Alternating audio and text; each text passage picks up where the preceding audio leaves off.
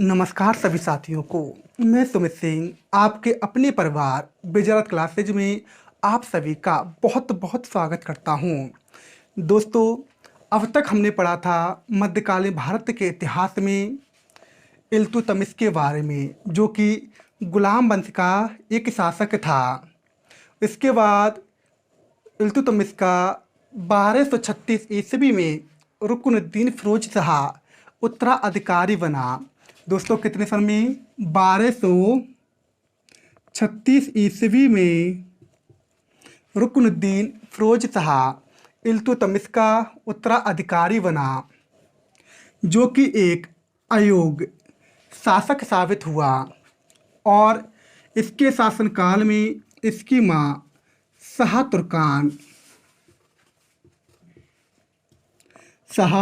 तुर्कान की चलती रही। जब दिल्ली के अमीरों ने देखा कि रुकनुद्दीन फिरोज शाह दिल्ली के शासन को संभालने के योग्य नहीं है और इसके जो पूरे शासन की जो बागडोर है इसकी मां शाह तुर्कान के हाथ में है, और 1236 ईस्वी में दिल्ली के अमीरों ने रुकनुद्दीन फिरोज शाह को दिल्ली के सिंहासन से आपदस्थ कर दिया। उसके बाद 1236 ईस्वी में ही दिल्ली के अमीरों ने रजिया सुल्तान को वहाँ की शासिका नियुक्त किया। यह दिल्ली के सिंहासन पर बैठने वाली प्रथम व अंतिम मुस्लिम महिला शासिका थी। प्रथम व अंतिम मुस्लिम महिला शासिका थी। यह अपने राज दरबार में रजिया सुल्तान अपने राज दरबार में पर्दा प्रथा को त्याग कर पर्दा प्रथा को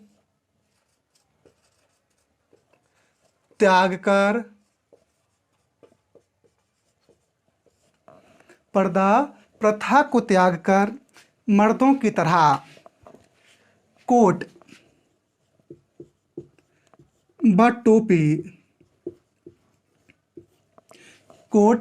व टोपी पहनकर जाती थी।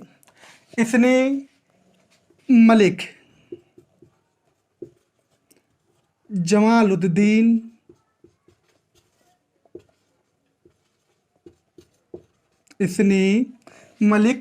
जलालुद्दीन याकूत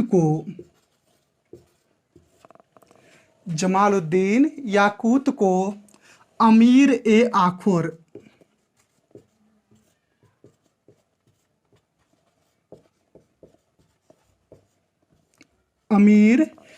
आखूर चुना। अमीर ए आखूर का अर्थ होता है घोड़ों का सरदार। दोस्तों, इसका अर्थ होता है घोड़ों का सरदार। इसने अल्तुनिया को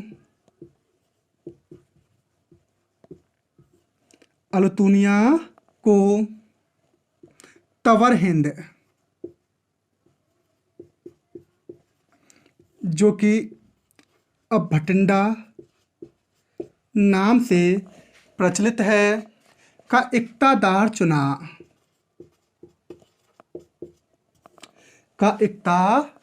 चुना और इसी से शादी की। अल्तुनिया को तवर हिंद या भटिंडा का इक़्तिदार चुनने के बाद रजिया सुल्तान ने अल्तुनिया से शादी कर ली थी। अब इसके बाद दिल्ली के जो तुर्क सरदार थे उनको रजिया सुल्तान का शासनकाल पसंद नहीं आया और उन्होंने 1240 ईस्वी में रजिया सुल्तान को दिल्ली के सिंहासन से हटाकर के मुइजुद्दीन बहराम शाह को वहाँ का शासक बनाया। मुइजुद्दीन बहराम शाह ने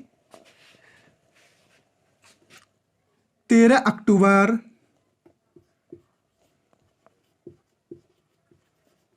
13 1240 ईस्वी में 1240 ईस्वी में कैथल के पास रजिया सुल्तान की डाकुओं से हत्या करवा दी। डाकुओं से हत्या करवा दी। अब इसकी हत्या करवाने के बाद मुइजुद्दीन बहराम शाह आराम से शासन करने लगा और इसने सुल्तान के कार्यों को कम करने के लिए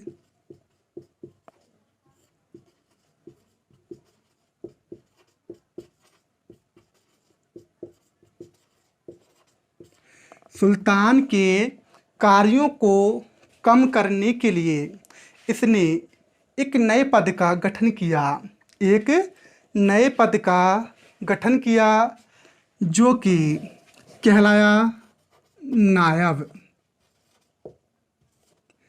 ए मामलिकात।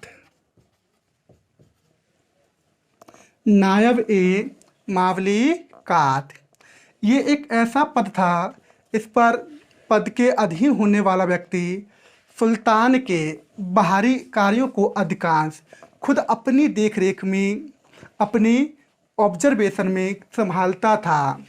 नायब ए मामलिकात का जो पदाधिकारी होता था वो नायब कहलाता था।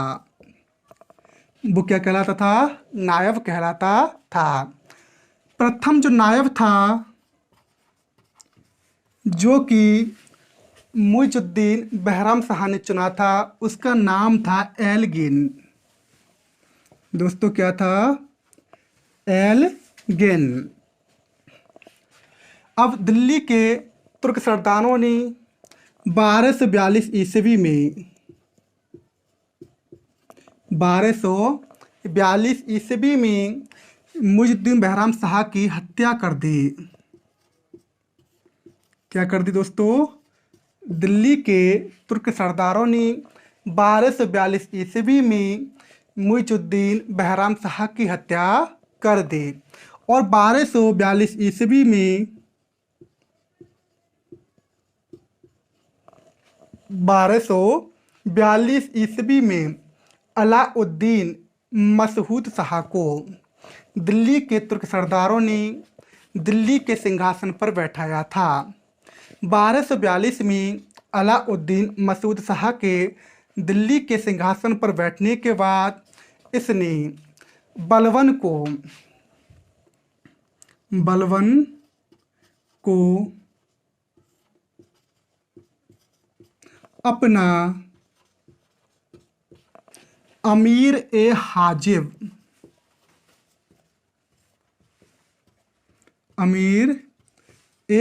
चुना।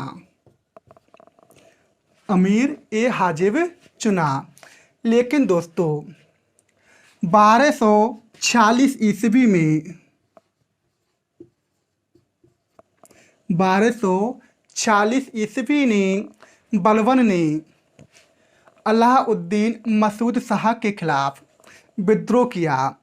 क्या किया? बलबन ने विद्रोह किया।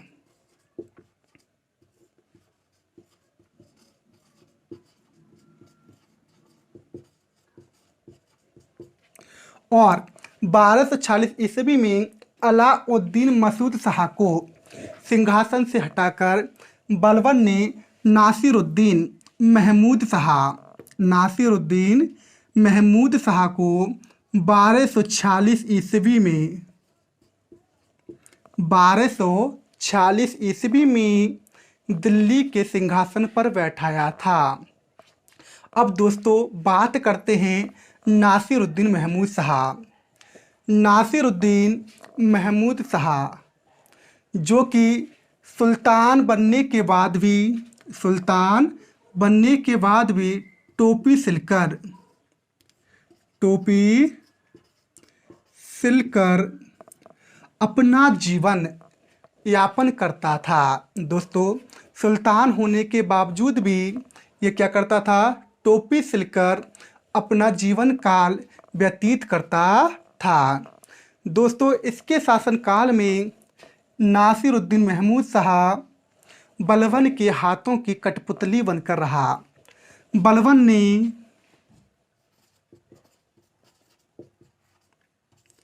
अपनी पुत्री का विवाह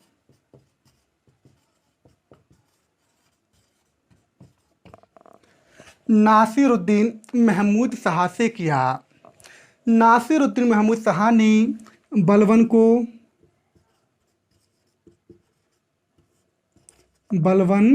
को उलूग खां, दोस्तों क्या, उलूग खां की उपाधि दी थी। नासिरुद्दीन महमूद शाह ने बलबन को उलूग खां की क्या किया था, उपाधि दी थी। नासिरुद्दीन महमूद शाह ने सुल्तान बनने के बाद बलबन को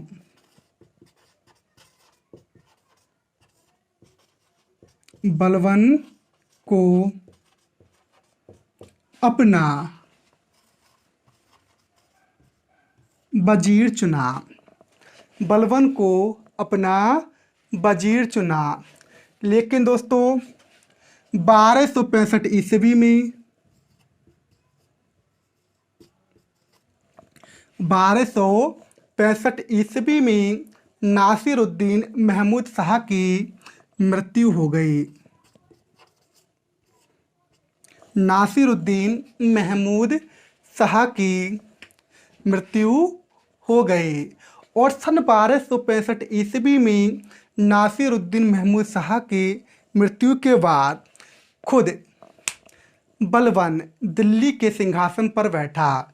यह दिल्ली के सिंहासन पर गयासुद्दीन बलबन के नाम से बैठा था। अब दोस्तों बात चल रही है बलबन के बारे में, तो क्यों ना बलबन के बारे में थोड़ा डिटेल से पढ़ लें। चलिए दोस्तों अब देखते हैं बलबन के शासनकाल को। दोस्तों तो बात करते हैं गयासुद्दीन बलबन की।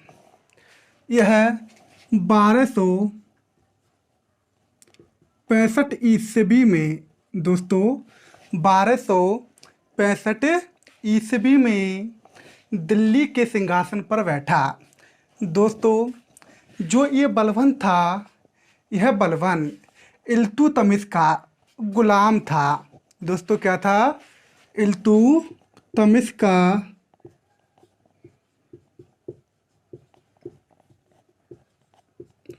गुलाम था। यह इलवरी जाति का था।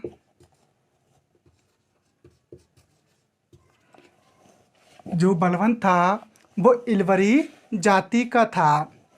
इल्तुतमिश ने गयासुद्दीन बलबन को गुजरात विजय अभियान के दौरान खरीदा था। दोस्तों किस समय खरीदा था, गयासुद्दीन बलबन को इल्तुतमिश ने गुजरात विजय अभियान के दौरान खरीदा था। जो इलवरी जाति का इल्तुतमिश का गुलाम था। इसका नसीरुद्दीन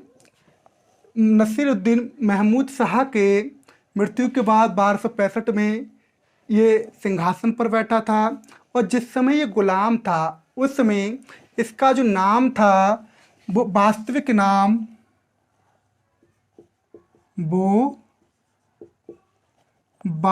नाम बहाउद्दीन, दोस्तों क्या था, बहाउद्दीन था। गुलामी के समय इसका जो नाम था वो कहा था दोस्तों बहाउद्दीन। और बहाउद्दीन के बाद इसको इल्तुतमिश ने बलबन नाम दिया। इल्तुतमिश के बलबन नाम देने के बाद ये बलबन नाम से दिल्ली के शासन में रहा। और उसके बाद 1265 में ये गयासुद्दीन बलबन के नाम से दिल्ली के सिंहासन पर बैठा। दोस्तों दिल्ली के सिंहासन पर ये बैठा। इसने खुद को फारस के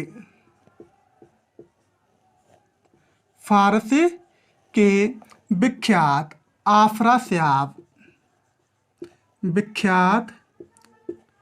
अफरास्याब वंश का तुर्क बताया। फारस के जो विख्यात तुर्क वंश था अफरास्याब वंश का इसने खुद को बताया। दोस्तों, इसने सिंहासन पर बैठने के बाद इल्तुतमिश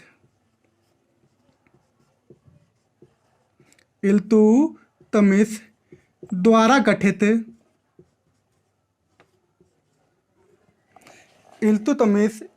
गठित चालीसा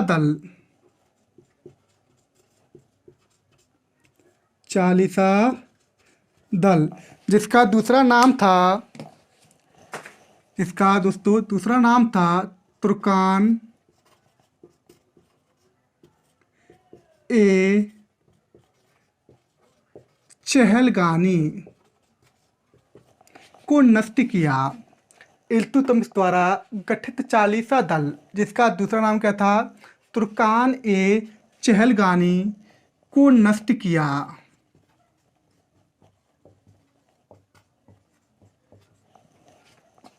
तुर्कान ए चहलगानी को इसने क्या कर दिया, जो इल्तुतमिश द्वारा 40 अमीर गुलामों का दल था उसको इसने नष्ट कर दिया। दोस्तों, रजिया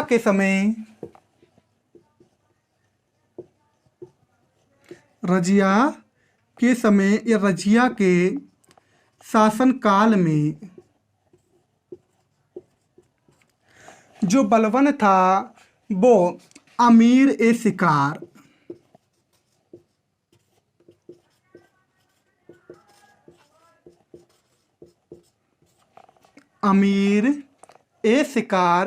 पद पर था।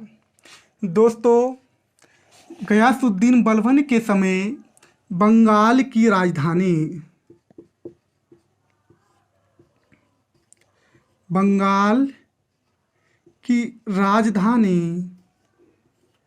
लखनऊ थी।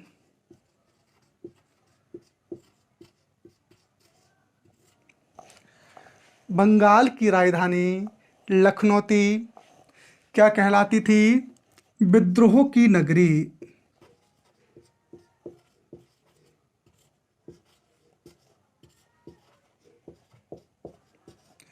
विद्रोह की नगरी कहलाती थी।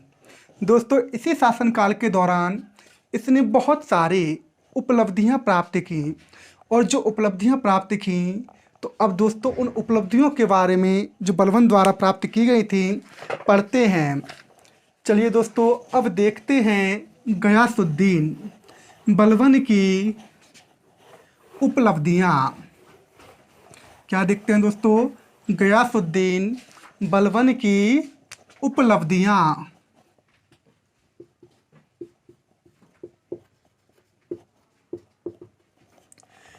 इसकी सबसे पहली उपलब्धि थी मेवाड़ियों का दमन।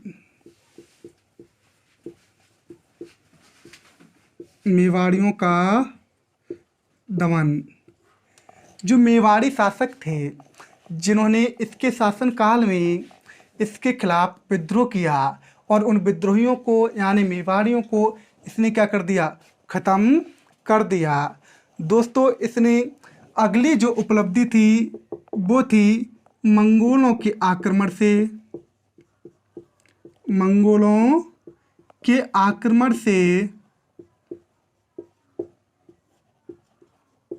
भारत की सुरक्षा।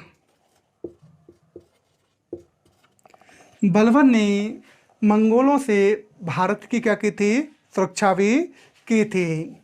दोस्तों, बलबन के सिंहासन पर बैठने के बाद इसने अपने राज दरबार को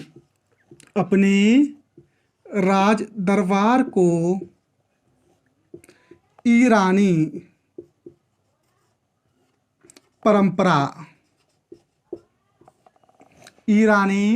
परंपरा पर सजवाया था।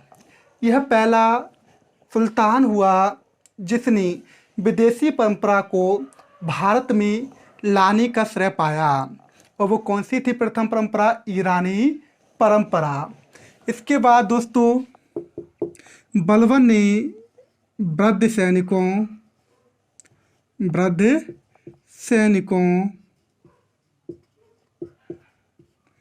के लिए पेंशन की शुरुआत की थी। पेंशन की शुरुआत की थी। इसने अपने राज दरबार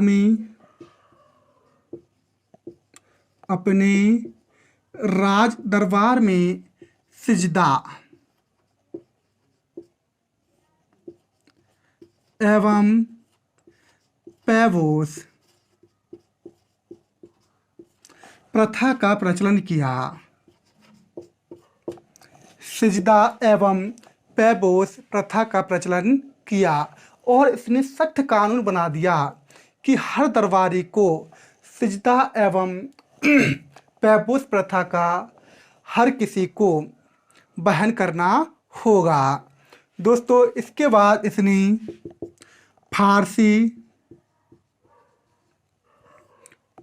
फारसी रीति रिवाज पर आधारित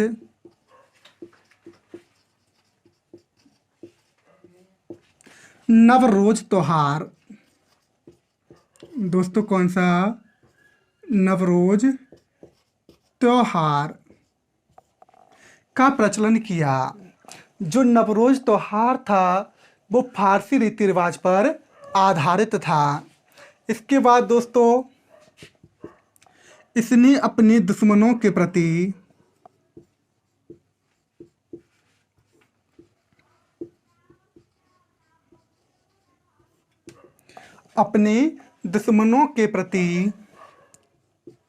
लोह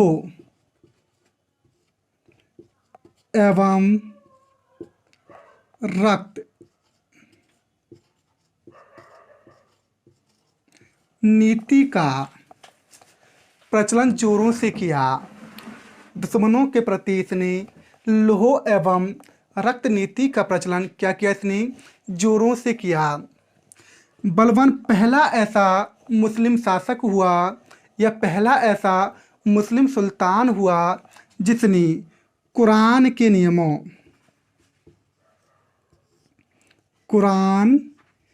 नियमों को अपने शासन का आधार बनाया। अपने शासन का आधार बनाया। दोस्तों इसके बाद इसने सुल्तान को 2 नई उपाधियां दी, जो कि इसने बताया कि जो नई उपाधियां हैं वो अल्लाह की देन है, ईश्वर की देन है। और दोस्तों वो दोनों उपाधियां थीं,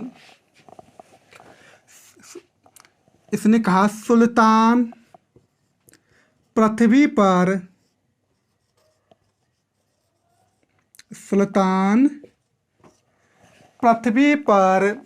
नियावत ए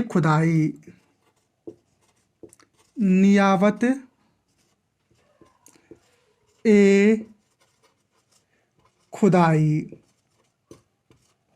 दोस्तों नियावत ए खुदाई का जो अर्थ होता है वो होता है ईश्वर का प्रतिनिधि। ईश्वर का प्रतिनिधि। और दोस्तों इसने एक उपाधि और दी सुल्तान को, जो इसने बताया वो था सुल्तान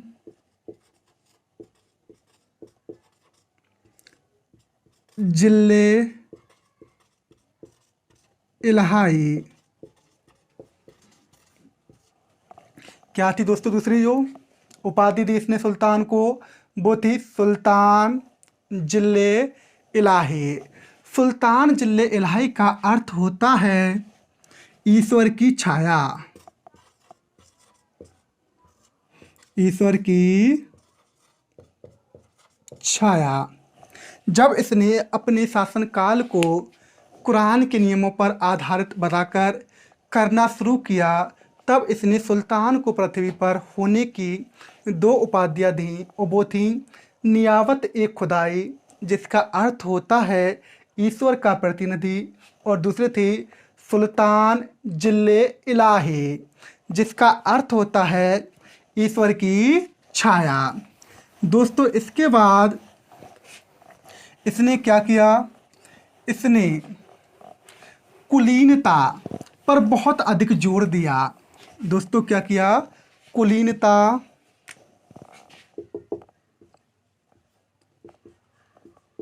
पर जोर दिया।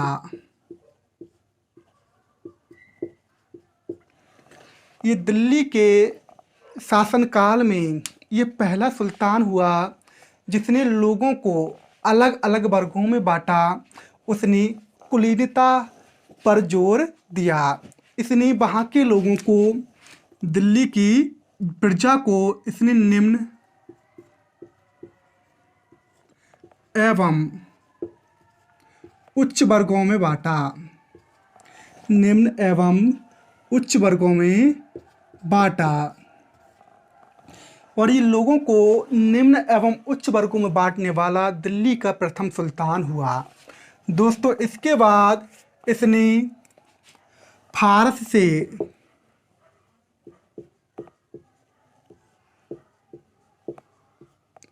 राजत्व सिद्धांत ग्रहण किए। फारस से राजत्व सिद्धांत ग्रहण किए।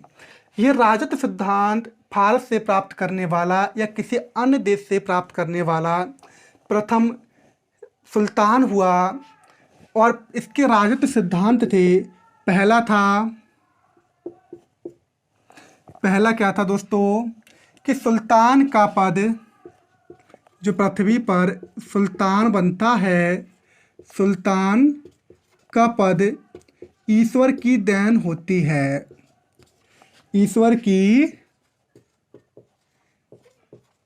देन होती है। और इसने राजत्व सिद्धांत में दूसरा नियम पाया, सुल्तान का निरंकुश होना अनिवार्य है।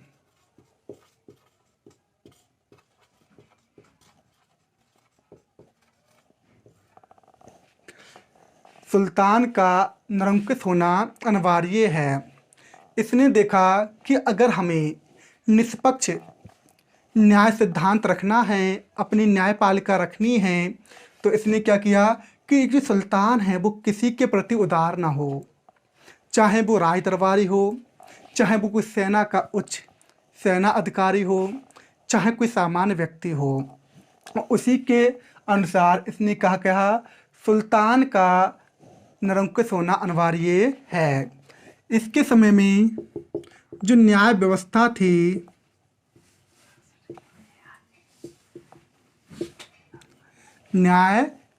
थी, वो निष्पक्ष थी। जो दंड एक आम नागरिक को होता था, वही राज दरबारी को या सेना के किसी अन्य अधिकारी को होता था।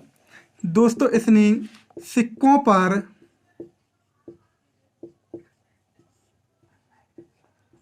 प्रथम बार खलीफा का नाम लिखवाया।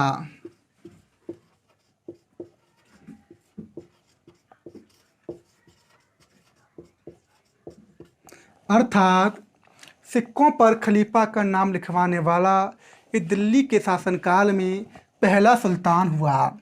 इसके बाद दोस्तों, इसके जीवन की जो सबसे बड़ी उपलब्धि थी दोस्तों, वो थी सुल्तान बनने के बाद। दोस्तों, क्या थी? सुल्तान बनने के बाद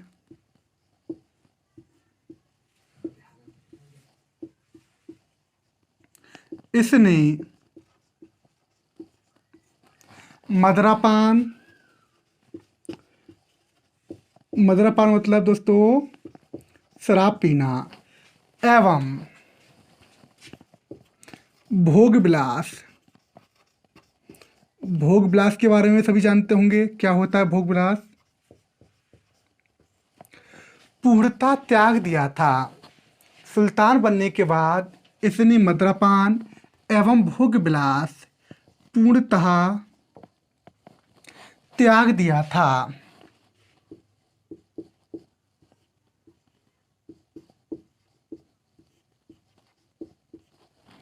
दोस्तों, इतनी सारी इसके जीवन काल की ये उपलब्धियां रही थी।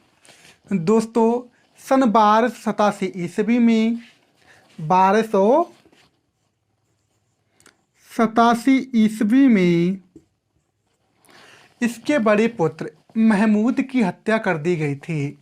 महमूद की हत्या, और महमूद की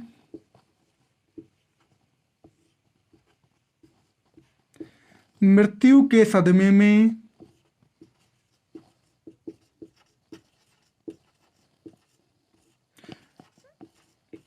महमूद की मृत्यु के सदमे में 1287 में बलबन की भी मृत्यु हो गई।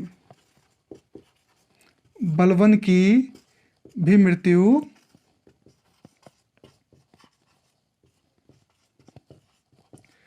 हो गई। दोस्तों, इसके बाद बलबन के बाद जो दिल्ली सल्तनत का नया सुल्तान बना वो बना कैकुबाद। कैकुबाद कैकुबाद बहुत ही अधिक मद्यपान करने वाला, भोग विलास करने वाला शासक था। दोस्तों, अब बात करते हैं कैकुबाद की।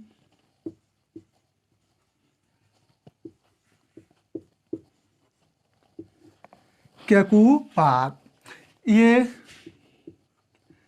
1287 ईस्वी में दिल्ली के सिंहासन पर बैठा था। यह अत्यधिक कामुक एवं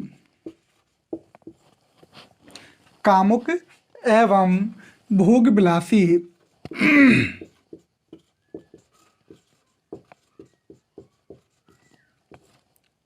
विलासी शासक था। दोस्तों, कैकुबाद के बारे में बताया जाता है कि कैकुबाद इतना अधिक कामुक था कि ये नाबालिग लड़कियों, यहाँ तक कि इसने अपनी नाबालिग भतीजी के साथ भी रेप कर दिया था। दोस्तों, कैकुबाद का जो सेनापति था वो जलालुद्दीन फिरोज खिलजी था।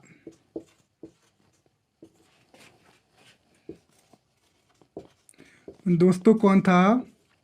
कैकुबाद का सेनापति जलालुद्दीन फिरोज खिलजी था। दोस्तों, बुरे काम का बुरा नतीजा, और वही इसके साथ हुआ। कैकुबाद लकवा मारने के कारण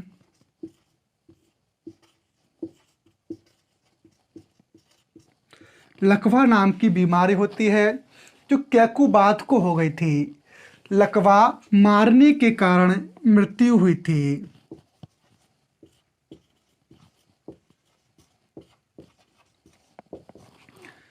कैकुबाद की जो मृत्यु हुई वो लकवा बीमारी के मारने के कारण हुई थी। इसके बाद 1290 ईस्वी में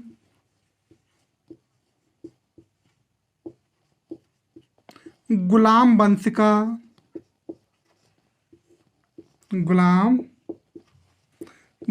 का अंतिम शासक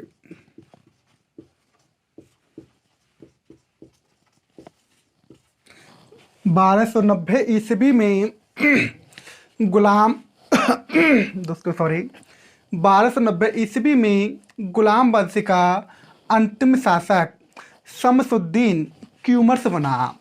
कौन बना दोस्तों? शमसुद्दीन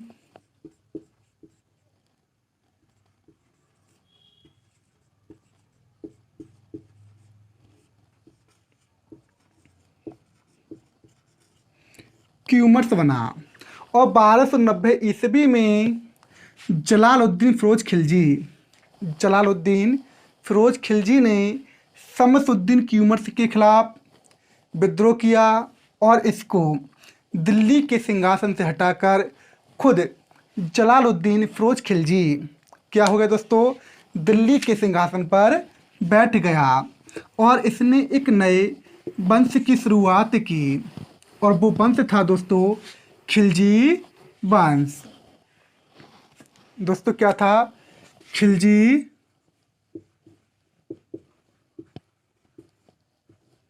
वंश। खिलजी वंश। अब बात करते हैं खिलजी के बारे में। खिलजी कौन थे? खिलजी अफगानिस्तान के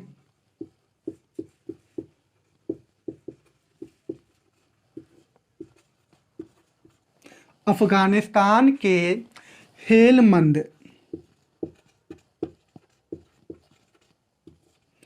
नदी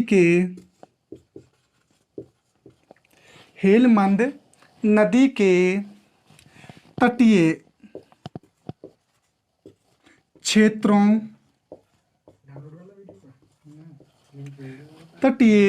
क्षेत्रों के निवासी थे।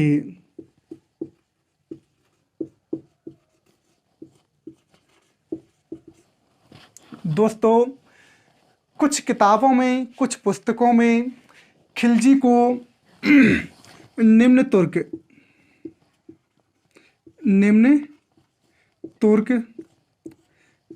या गैर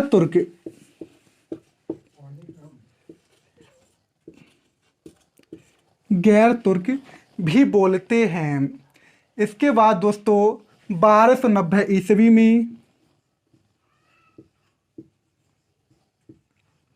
दिल्ली के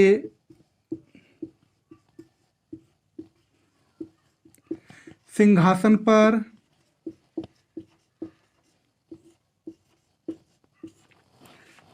जलालुद्दीन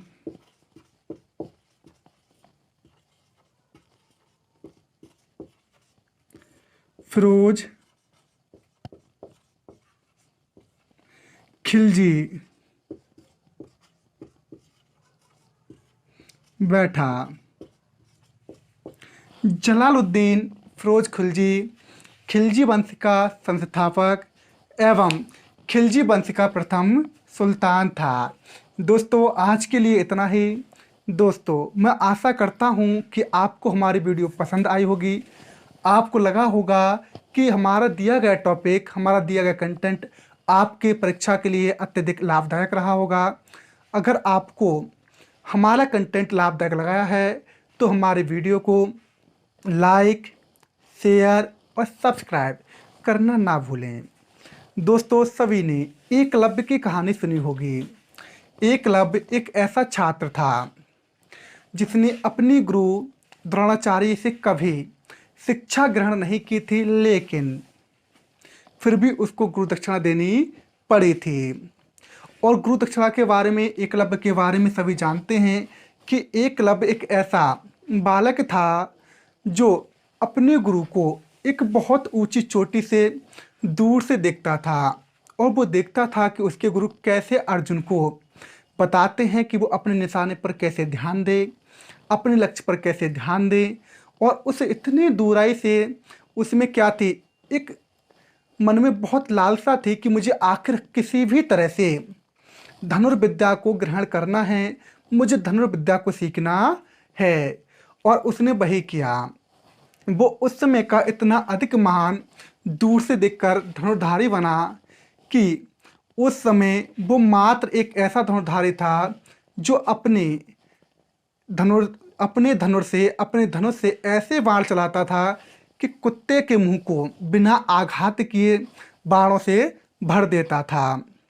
दोस्तों जब ये बात उसके गुरु द्रोणाचार्य को पता चला, वो उसके पास गए और उन्होंने देखा कि ये क्या है, कि ये तो मेरा शिष्य बन गया है, इसने मेरी मिट्टी की प्रतिमा बना ली है। और उन्होंने कहा कि जब तुमने मुझसे ये सीखा है तो तुम्हारा कर्तव्य बनता है कि तुम अपने गुरु को गुरु दक्षिणा दो। और दोस्तों सभी को पता है कि गुरु द्रोणाचार्य ने उनसे क्या मांगा था, और वो उन्होंने क्या मांगा था, उसके दाएं हाथ का अंगूठा। ये जानते हुए भी एकलव्य ने कि जिंदगी में कुछ भी हो जाए, मैं आगे कभी धनुष चला पाऊँ या ना चला पाऊँ, लेकिन अपने अपने गुरु को निराश नहीं किया और उनके एक बार कहने पर अपना अंगूठा काट के रख दिया। अब दोस्तों हम वो गुरु तो हैं नहीं और ना हम उनकी तरह होना चाहते हैं। दोस्तों हमारी इच्छा ये है कि जिस तरह उन्होंने अपना अंगूठा दिया था, आप क्या करें, हमें ना अंगूठा देकर आप अपने अंगूठे को थोड़ी सी तकलीफ़ देके हमारे वीडियो को लाइक कर दिया करें, हो सके तो शेयर कर दिया करें। और अगर और अधिक कर सकें आप हमारे लिए, आपको लगा है कि परीक्षा में कुछ ना कुछ आपको मिलने वाला है, तो हमारी वीडियो के लिए क्या कर सकते हैं, एक प्यारे प्यारे से कमेंट भी कर सकते हैं और अपने दोस्तों से सब्सक्राइब करने के लिए भी कह सकते हैं। धन्यवाद।